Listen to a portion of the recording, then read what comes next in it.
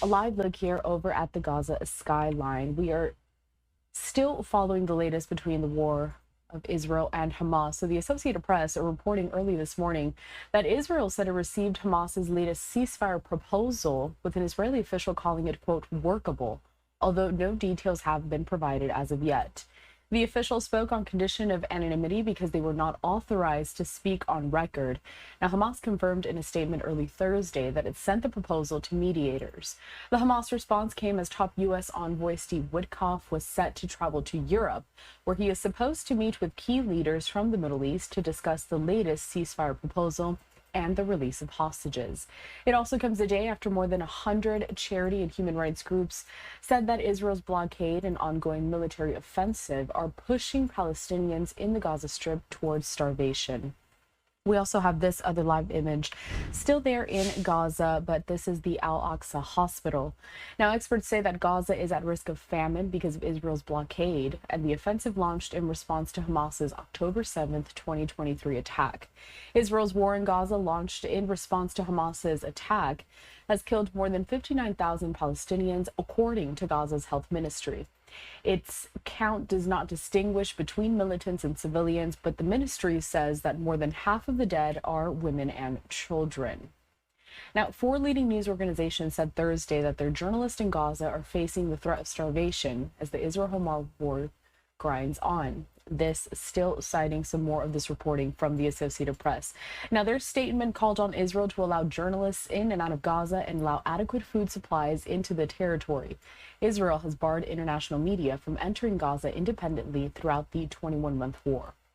Back, though, to this deal that is on the table. Top U.S. envoy Steve Witkoff expected to head to Italy today on Thursday to meet top Israeli negotiator Ron Dermer and discuss the ceasefire deal on the table, according to Israeli and U.S. officials.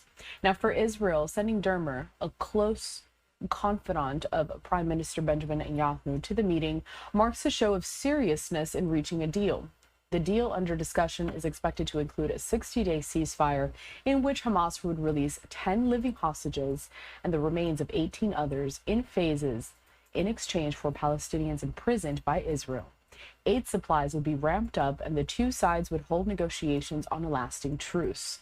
Hamas earlier Thursday submitted a response to the latest ceasefire proposal, which an Israeli official, again speaking on condition of anonymity because they were not authorized to brief the media, did say that that proposal was, quote, workable.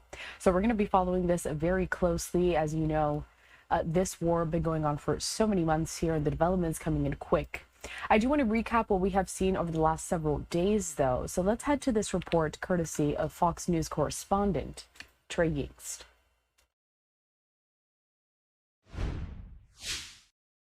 As Israeli forces continue to pound the Gaza Strip with airstrikes, President Trump's Middle East envoy Steve Witkoff is traveling to Europe to continue talks over a ceasefire deal. He's expected to meet with senior Israeli and Qatari officials in Rome on Thursday. The current framework would involve a 60-day pause in the fighting, along with the release of 10 living hostages and the remains of several others killed in captivity. The president and Special Envoy Witkoff has made the administration's goals clear.